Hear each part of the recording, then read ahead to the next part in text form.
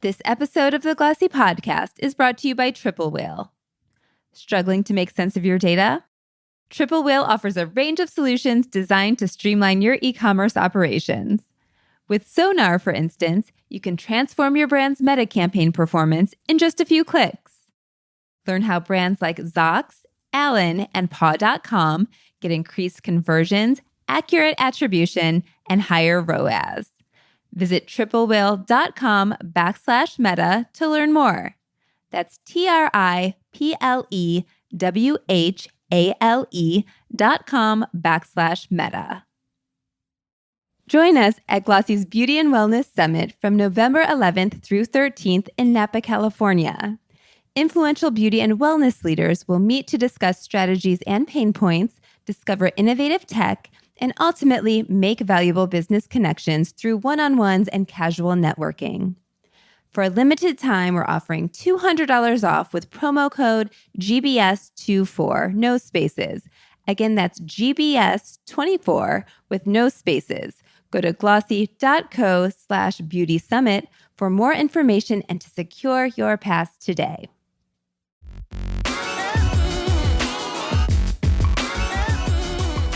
Thanks for tuning in to the Glossy Podcast. I'm your host, Jill Manoff, and today I'm sitting down with Leigh Batnick Plessner, who has been Chief Creative Officer of the 20-year-old jewelry brand Catbird since 2006. 2 years ago, the Brooklyn-born company hired a new chief executive, and it has since been rolling out stores nationwide, with plans to open about 10 more by 2026. I wanted to ask Leigh about the benefits and challenges of growing a brand in New York City. I'm also interested in how the brand has remained competitive as new demi-fine jewelry players have entered the market and the popularity of tiny jewelry has fluctuated. Welcome, Leigh. How are you? Hi, I'm well. It's so nice to be here. Thank you for thinking about Catbird for this conversation. I'm so excited to chat with you today. And I tell you what, I have yet to be zapped.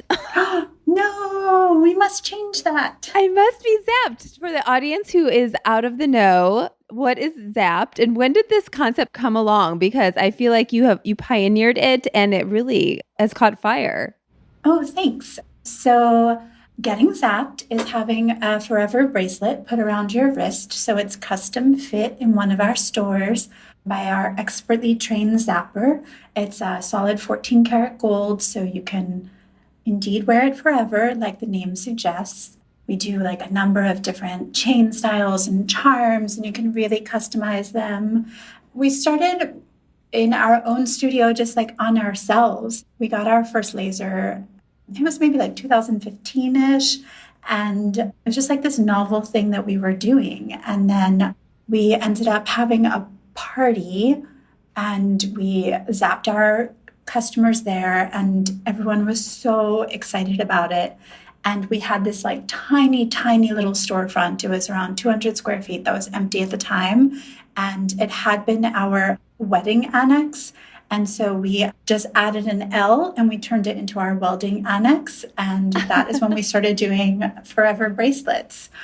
I love that. Yes, I need to catch up. Well, tell me about how you got involved with the company, which from what I understand, it really speaks to the brand's, I guess, like attitude or approach to like, you're not so strict to like, we only sell our brand and we only sell our jewelry. I think that you came aboard kind of organically, yeah? Yeah, it was totally organically. So Rony, who's the founder of Catbird and is my beloved colleague, she founded Catbird in 2004. It was a teeny tiny storefront, which will be like a theme throughout our conversation, teeny tiny. So it was 225 square feet on a really quiet block in Williamsburg. And it was just like a little space where she could sell jeans and art supplies and Italian rosewater and jewelry and things that really just suited her fancy. And she called it Catbird intentionally with this idea that it was a name that could sort of evolve into whatever her little project became. And so she quickly realized that selling jewelry was just this really joyful process And it was where she had a distinct point of view. So then in 2005, it was Rony's first trade show, walking the Javits Center. And it was my first trade show. I had a stationery line and we met there. She picked up my stationery. And I was a young 20-something doing all kinds of things, including my stationery. And I started working at Catbird 1 day a week, then 2 days a week. And then over time, it was just so much fun to work collaboratively and to work on jewelry. So I devoted myself to building Catbird with Rony. I love that. So now you two are the owners. I know you have investment. Who's running the show in terms of the ownership? We do have investors and really wonderful, supportive partners who see the special vision, or I think special vision of Catbird, and really want to help us bring Catbird to more customers. And then, like you mentioned in the intro, we have a new-ish CEO, Mo Sakurai, who's just also a really wonderful partner and brings so much expertise to the business. So I've learned so much working from and with her. No doubt. Well, tell me, the small, tiny store that was in Brooklyn, in Williamsburg, the original store, was that the only store till 2022? And I guess you were doing a lot with maybe partnerships and e-commerce. What was happening? Yes. So we had the one tiny store on Metropolitan, which was the first store that Rony opened in 2004. And then in late 2005, early 2006 was when our Bedford store opened.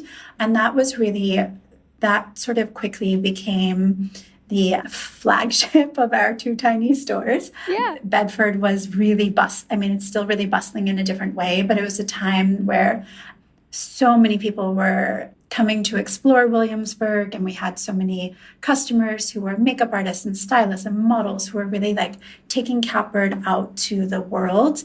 So we had then Metropolitan closed. We just had Bedford for a long time.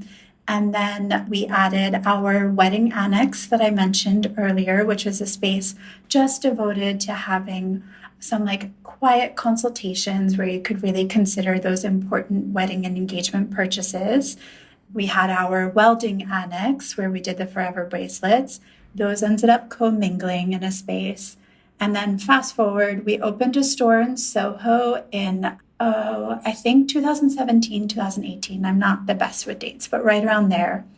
And then since then, we've opened 6 other stores. Oh my goodness. Well, that's exciting. And I feel like it's kind of the opposite of what I hear with getting your jewelry in the hands of cool girls. It wasn't you sending it in the mail and hoping they wear it. If you build it, they'll come. Yeah.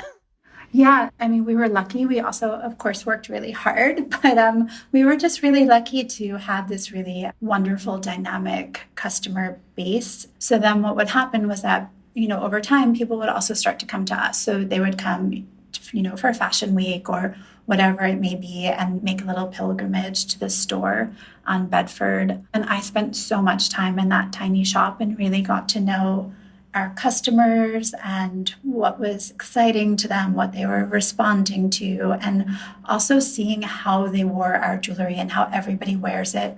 So in their own really singular way was really inspiring to make more of it. Yes. So would you say it's location is everything, or what's happening in store that really draws people in and makes it a destination? So I think that, something that was really special, and I hope remains really special about our stores is that our jewelry is, you sort of stand in front of it and it kind of envelops you inside of a case. And so rather than the looking down, you're looking into it and you're sort of imagining what the scale of that earring would look like on your ear. And, there's also the element of really getting to touch and feel and try it on. Jewelry is like clothing. It's a beautiful object, but then when you put it on your body, it becomes something else. And I always like to think of our jewelry as does it make you feel more like you? So that's what I think people get to experience when they're in the store. I love that. Well, tell me, we just came off of Fashion Month, or it's wrapping this week. And during New York, there was so much conversation with emerging designers about the benefits of being in New York and also the challenges. What would you say, having started a business in New York? Obviously, real estate's expensive, but I don't know what works to your advantage and disadvantage. Well, I think for us, like we were saying, the location, and just we were really spoiled for so long. We used to really not have to travel for trade shows or to find materials or to find partners. Also, we do carry so many independent designers. Many of them have been with us since the beginning, which is 20 years ago. And that really came from the Williamsburg community, which was full of makers. So I feel as though it's just a place for you to always be in a constant conversation with the world. And that's, I don't know, it's like all the reasons why we love New York. It's sort of priceless, but of course there is also a price tag associated with priceless. Yes. Yeah. So well worth it. As chief, don't tell me, creative officer, like you're designing the jewelry, but also you're curating these designers that you're bringing in. Yeah. Yes. So we have a really incredible design team who works on our jewelry line. We work really closely with our merchandising team and with Mo, who we talked about earlier. And then I'm also working with our merchandising team on our third-party designers, on our home and beauty items. And then in my role, I'm also working really closely with our art department and our marketing, really. So to bring the Catbird that you know and love, or don't know yet, but will know and love, to life. Yes. Well, you've got hundreds of employees now, yeah? I couldn't find the number. Over 200? Over 200, yes. Oh my gosh. And how would you say that? A lot of them are in our stores. I was going to ask how that's distributed. Yes. Okay. In store. And you're building this up. Everyone else, like, is there a large team that's dedicated to your e-commerce? What's happening online? Our online business is a really big, important part of Catbird. We also have always known that there's like a lot of movement between a store customer and an online customer, especially with jewelry. Like maybe you come to try it on and you really need to think and consider. We also find that a lot of our customers in our new stores have already been online customers. So we do have a e-com team to help support in-house. We have our customer services in-house, and they are really wonderful. I think, customer service is a crown jewel of Catbird. And we also have our warehouse and our jewelry studio, of course, which is just like this big, beautiful studio that's full of plants and ventilation and life. So we really have so many different aspects of the business that are sitting in the same space where I am now. Yeah. Well, what's your approach to opening stores? Is it about you're going where the customer already is? Yes, at this point, we're going to our big markets. So last week or 2 weeks ago, I've lost track of time a little bit. We opened in San Francisco finally, which we're so excited about. Oh, it's one of our really big markets, and we've done a number of pop-ups there over the years. So we know that I got to meet all kinds of customers on that first day who were wearing like archival Catbird, passers-by, just, all kinds of people always come out for the openings. We also have 2 stores in Los Angeles, which I think speaks to both like the layout of that city, but also to our customer base there. Great. Well, tell me how you are responding to trends, if at all, because, we heard Gen Z loves silver. Yeah.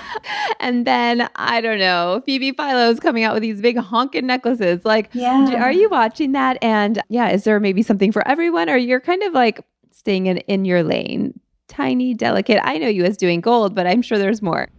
Yeah, so we work with solid 14 karat gold always, never plated, never vermeil. Over 95% of our gold is recycled, and also over 95% of our diamonds are recycled, which is really special. And then in terms of trends, I would say we're aware of the market. We keep a pulse on it, but they're not the driving force behind what we're doing at Catbird. We're really rooted in creating timeless heirloom pieces that have an intimacy about them. And I think we're working in a long and grand tradition. If you walk through the Met, you'll see jewelry in our scale in all of the wings of the museum. So that's really where we're coming from. Yes. Well, tell me about, in terms of popping up elsewhere. You've done some collaborations. I just was at one of the retail conferences and I was speaking with a chief executive from Warby Parker, and she was talking about that you guys had popped up in store. And I was like, wait, what? I thought that was so original and made perfect sense. We're accessorizing. But who have been some partners that have made sense for you? So Warby Parker was actually our very first pop-up partner ever at their meat packing store in, I think it was like 2014, 2015 or so. It was our first foray into Manhattan. So we've been traveling around with Warby doing welding pop-ups in different cities. So doing those zapped bracelets. And then we also do a number of collaborations. So we've done 2 collaborations with the Met, which is, as New Yorkers, that's like the most exciting thing. We always say it like felt like New York City itself was calling when we got those first messages about it. We've done collaborations with Phoebe Bridgers and with Boy Genius and with Jenny Slate. And also we have an ongoing collaboration that's very near and dear to my heart with a 94-year-old antique stealer called Vito Giallo. Oh my goodness, I didn't even know about this. Stop it. I'm behind the times. That sounds great. Yeah. So 54 years ago, he acquired a trunk of gems. And in that time, he'd done nothing with them aside from sell a small parcel to his good friend, Andy Warhol. And so since for the last few years, we've been designing using those gems and pieces inspired by Vito's world. I love that. Well, speaking of gems and jewels and all the things, where do you guys fit into the whole lab grown versus mine diamond conversation? That's a great question. So, like I mentioned, we do over 95% of our diamonds are recycled, which means that they are coming from jewelry that's had a past life. So that was a really important breakthrough for us a number of years ago. And we're really proud of that. We do have a small part of the collection that we offer in lab grown as well. We've done that, I think, for a good number of years at this point. We sort of like to say, like, science can be so romantic. And so we reserve that for some of our, we call them the swans. So those are our engagement rings. So some of our larger carats, we do those in lab grown as well. We're going to take a quick break to hear from our sponsor. What's stopping you from delivering your best Meta campaign performance this holiday season? A more complete view of your customers and how they purchase. With Triple Whale's Sonar integration with the Meta Conversions API, you can send enriched first-party data back to Meta to help you optimize your marketing mix. That way, you can identify more customers, improve your targeting, and drive a higher return on ad spend. And it's as easy as flipping a switch. See for yourself and discover why leading brands like Zox, Allen, and Paw.com trust Triple Whale to transform their growth with deeper insights. You could have your best Q4 yet. Visit triplewhale.com/meta to learn more. That's triplewhale.com/meta. I feel like your customer's so loyal. What can you tell me about customer loyalty? I think that part of it is like, we know catbirds so well, and so there's a safety in that feeling. I don't know if safety is exactly the right word. It's just the word that springs to mind. But I think you can feel that through the work that we're doing, that we really know who we are. And yet alongside of that, we always want to surprise and delight and do some unexpected things. And it also goes back to that customer service that I mentioned earlier. And I think that because we started as a store, there was always this idea that, like, you could come find us if something ever went awry. Not that you would have to come find us, but you could. You knew where we were. Yeah. Well, I feel like internally, it's like a family and everybody knows the brand so well. Like, has that been a challenge with expanding to physical retail to kind of bring people on board who get it and will represent the brand like you would? So I think that because we've been around for what to me feels like so long, but I can imagine to like other heritage brands doesn't feel that long, but for 20 years, a lot of our teams, our newer teams, already know Catbird and they've shopped with us for a long time. So there's sort of a baseline understanding. I always go out for our store openings. So our store managers come to the Navy Yard first where we work. So I get to meet them here, and then I get to go and spend time with them at the opening and meet the teams and get to know their city just a little bit more. I'm a visitor, but I think that it just like forms, I hope, a bond and a baseline. And then also we have people who are training our teams who also come from the Navy Yard who've spent so much time with us. So it's really like that sort of commingling of old and new. And it's pretty incredible how quickly it's a new store or a new team really just feels like a part of the fabric of things, and then they can train their newer colleagues. And so it's a lot of intermingling. Nice. Well, you mentioned Brooklyn Navy Yard. I'm such a super Yes. fan of, like, Lafayette 148 is there. So Oh, yeah, are they right here. next door? They're in our building. I've been to their studios and I listened to your episode with them. Yeah. So tell me, like, that's a fashion hub, yeah? And is production happening there and your headquarters is there? And Yes. That's Yes. okay. Yeah, it's all here. The Navy Yard is like a really magical, specific place. And I feel like I didn't really spend any time here before I worked here, but there's still like vestiges of the shipyard. And there's so many creative businesses in so many different disciplines. And it's really fun to like look at the tenant list and see who's here. There's all kinds of great people. DS and Durga is in our building, the perfume company who we've known forever. So it's really fun. So fun. Well, when it comes to marketing and acquiring customers, obviously the stores are no doubt effective there. You're marketing to women buying for themselves largely, or what's the marketing play? I think that that's a fair thing to say. Yeah, it's mainly people buying for themselves. However, I think that, like, to go back to our customer loyalty for a moment, because we have such loyal customers, I think what happens is that the people in their lives begin to know that like Catbird is the place to come get gifts. And so there's also the gift giver. And also because of our price point, which is really wide ranging, but starts at $48, $50 for, a solid 14 karat gold ring. It's really also well priced for gifting. So sometimes it's really wonderful and special to go out to dinner with your friend and be able to bring them a pearl charm just because you love them. I'm doing that tonight. You're taking a gift. Nobody ever shows up to me with a gift. You need to hang out with me, Jill. I know.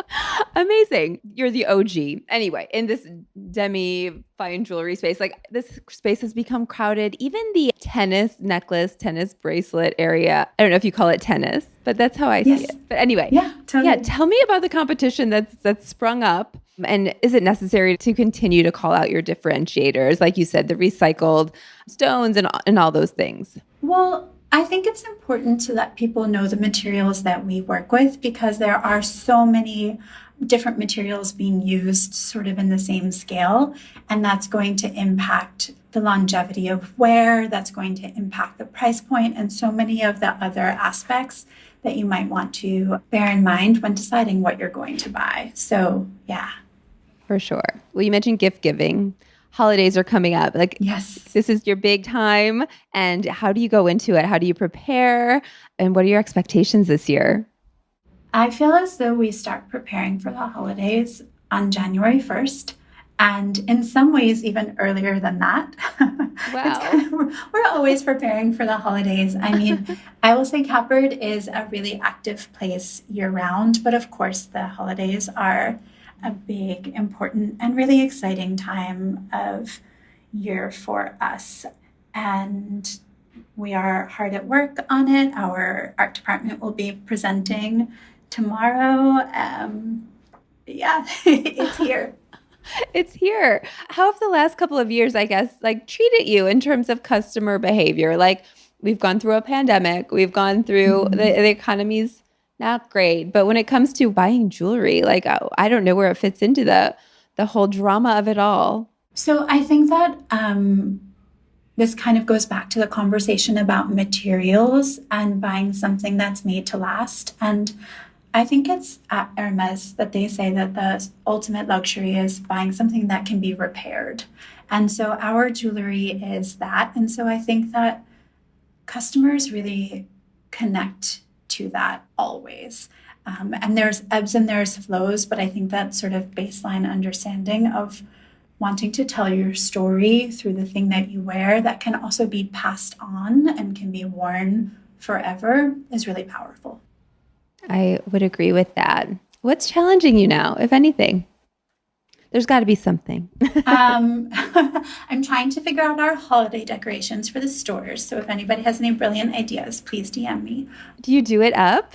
Well, this is going to be our first year with 8 stores. So we've kind of been baby stepping it up to the new ones. So now I have to think about something that all of our stores can implement and will feel wonderful in all of them. And I have some ideas.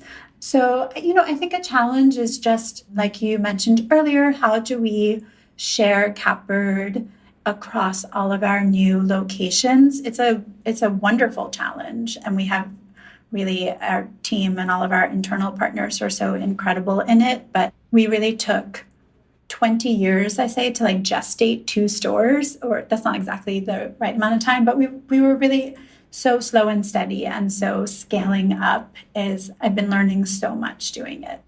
Nice. Are you going for like the Williamsburg of Boston or Los Angeles? Like, are you finding these cool areas where you can pop up? Is that the play kind of like street side, or how would you describe what you're going for in terms of that location? Something that I feel like all of our store locations have in common is that they're little neighborhoods. And so, there's a lot of commerce that's happening street side. But it feels like there's a really nice mix of local brands and then larger brands and then maybe a smaller visiting brand like us. So I feel like that is sort of a through line throughout. Yes. And do you have specific goals for the stores? Like each one will be profitable by this time or what have you? Yes, but that is definitely not my area of expertise. And I'm going to make the stores beautiful. Yes. Speaking of beautiful, what jewelry are we wearing today? I think I see little dangly earrings. Yeah, so I love jewelry with motion. So I'm wearing 2 pairs of pearl earrings, our pearl moonflower and the snow queen pearl. And then on this other ear, I have more diamonds. I have a Swan Lake diamond earring. I wish I could show everyone for real. Yes. And a spring fairy and 2 diamond studs. And then I have on 1, 2, 3, 4, 5, 6 rings. Oh my gosh. See, honestly, for my colleague, sorry to cut you off. In my office, 6 rings is like nothing at all. I need to familiarize myself with Catbird because other rings are like you said, yours are so tiny. I get really claustrophobic when I wear rings, but I'm not wearing little tiny rings. No, anyway. We'll have to stack you up. Yeah, this is like one of the most important things when we're designing our jewelry is that it's like fuss free and easy to wear. So we're always looking to like minimize lines, minimize connection points. We like to call it sparkly air. We like, it's just like should be the most comfortable it can be. Well, our audience can't see you today, but they have seen some biggies wearing your jewelry, Taylor Swift, Meghan Markle. Yeah. What does that do for the brand? Is that immediately like traffic to the site? What does that look like? Yeah, it totally is. Again, like I think just because of where our store was for so long, we had so many early customers who were celebrities and, also like really incredible makers and doers in their own right. And so even Phoebe Bridgers, the way that our partnership came to be was she was a really loyal customer. And so there's a direct, exciting impact to business when some people wear the jewelry.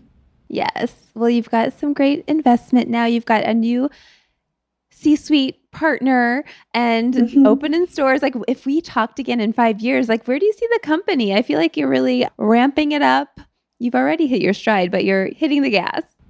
So I hope in 5 years that there's more, but more in a really thoughtful and controlled way. So more beautiful jewelry, more stores where they ought to be that feel really special, more like dynamic storytelling on our website and on social media, more giving through our giving fund. Nice. Yes. Has any marketing worked beyond like digital ads? Like, are you doing any out of home, any mailers, anything? We do. We love wild posting. So we do a lot of that. And we do direct mail, the postcards. So we just designed one of those. And those are always like a really fun design challenge. So we really love like anything physical, anything that you can touch and hold and maybe put on your fridge. Yes. Well, you mentioned more and you said jewelry. Do you kind of, again, stay in your lane, like jewelry is where it's at. Is category expansion part of the growth strategy and international and all those usual growth levers? I think that, we really just feel like there's so much we could do with the jewelry. For so long, we took it really slow, and we're still taking it slow, but we're doing more and playing more, which is really fun. We've always sold some like home gifts and beauty items. So everything from bustier de Valette to like little incense burning papers. I just developed a little swan clip, little mother of pearl swan hair clip that I really love. So we've always like played with those areas as well and really enjoy it. Nice. Well, I'm excited to see all you do next. This was a fantastic chat. Thank you for being here, Leigh. Oh my gosh, thank you. Go Catbird. I need to come in. Get me back to New York immediately. Yeah, let's go to the store. Let's dress you up. Yes, totally. Oh my gosh, thank you so much. Bye, Jill. Thanks.